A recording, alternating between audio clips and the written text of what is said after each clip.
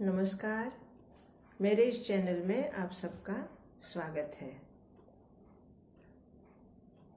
जीवन में कुछ भी साध्य करना हो या कोई भी साधना करनी हो या कोई विशेष वस्तु या विशेष सिद्धि अगर हमें प्राप्त करनी हो तो उसके लिए सबसे ज़्यादा आवश्यक क्या होता है? सबसे ज़्यादा आवश्यक होता है अनुशासन। दोस्तों, जीवन में आप किसी भी अवस्था में हो या किसी भी धर्म में हो या किसी भी व्यवसाय में हो, कार्य में हो, जब तक आपके जीवन में अनुशासन नहीं आएगा या आप अनुशासन से उस कार्य को नहीं करेंगे, तब तक उस कार्य में वो सिद्धि, वो प्रगल्भता या वो तेज, जिसको हम दमकना कहते हैं, वो नहीं आता।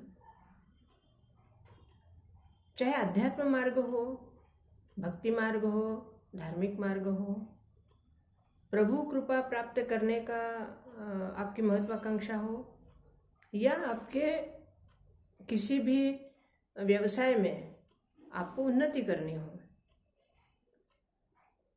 तो सबसे पहला कार्य हमें देखना होता है कि हम अपने आप में, स्वयं में कितने अनुशासित हैं। आप विद्यार्थी जीवन में हो या गृहस्थ जीवन में हो या वानप्रस्थाश्रम जीवन में हो या संन्यास जीवन में हो, अर्थात आपका आश्रम क्या है?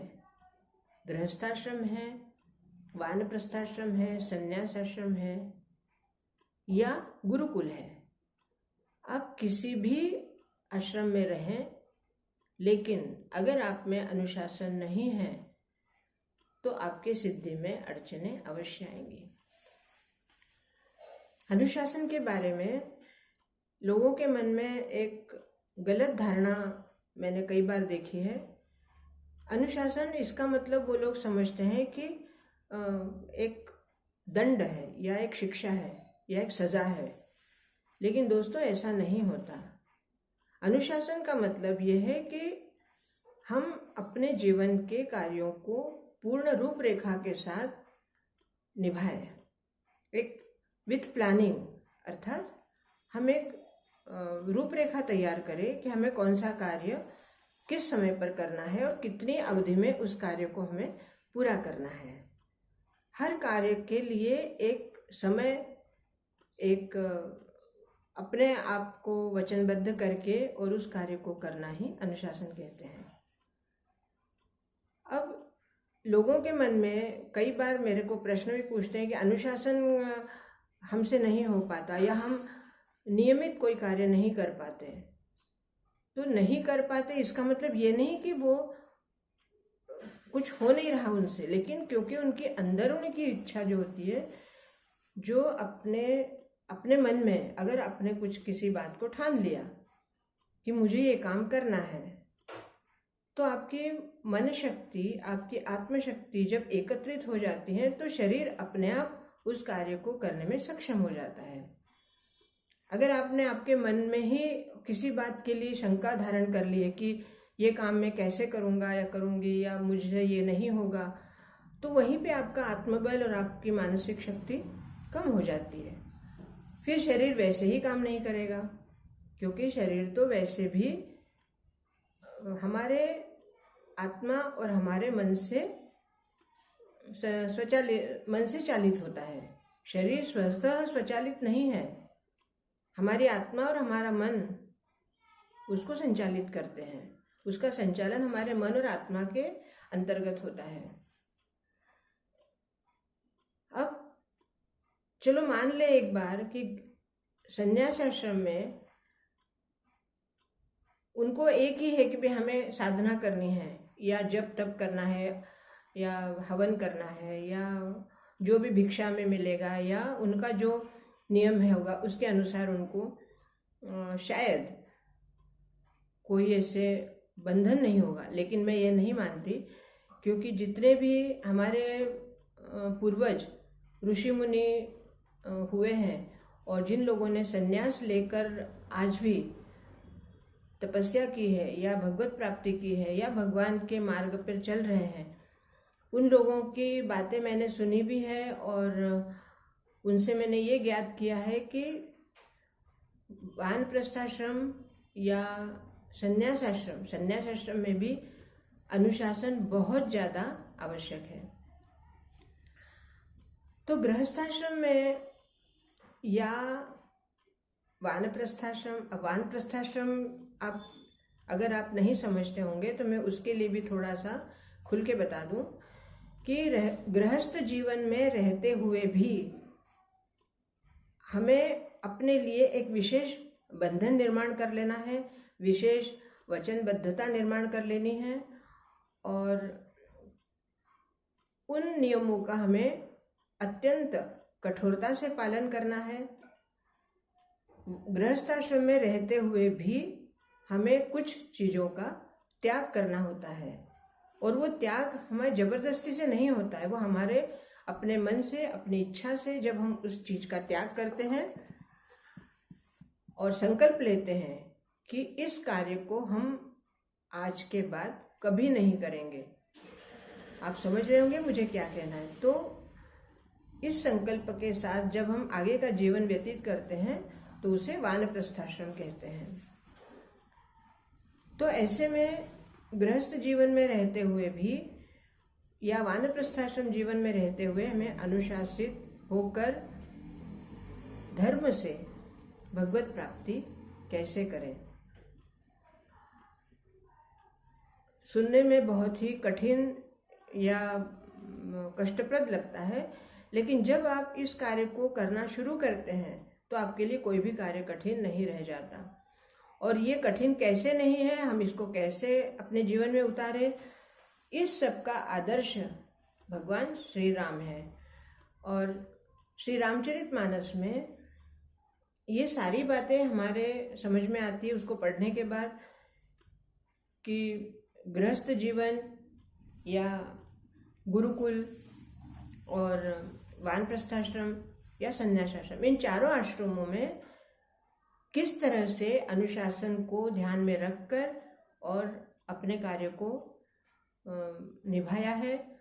और वही आदर्श हमारे सामने है कि हम जिस आश्रम में भी आज चल रहे हैं उस आश्रम में भी अपने लिए एक अनुशासन निर्माण करें और उस अनुशासन को ध्यान में रखकर उसका पालन करते हुए हम आगे बढ़ें।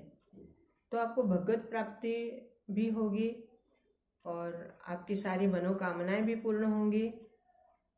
और आप जो भी व्यवसाय कर रहे हो या कोई जॉब कर रहे हो या जो भी कार्य कर रहे हो उसमें आपको पूर्णतः सिद्धि प्राप्त होगी, आप उसमें यशस्वी होंगे।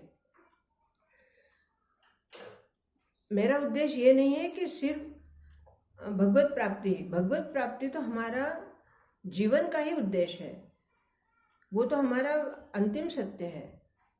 लेकिन उस अंतिम सत्य को हमें प्राप्त करने के लिए या प्राप्त करने के पहले हमारे जिस जीवन से हम गुजर रहे हैं, जिस जीवन को हम जी रहे हैं, उस जीवन के कर्तव्य, उस जीवन के हमारे जो जिम्मेदारियां हैं उनको ध्यान में रखकर भी हमें आगे बढ़ना है।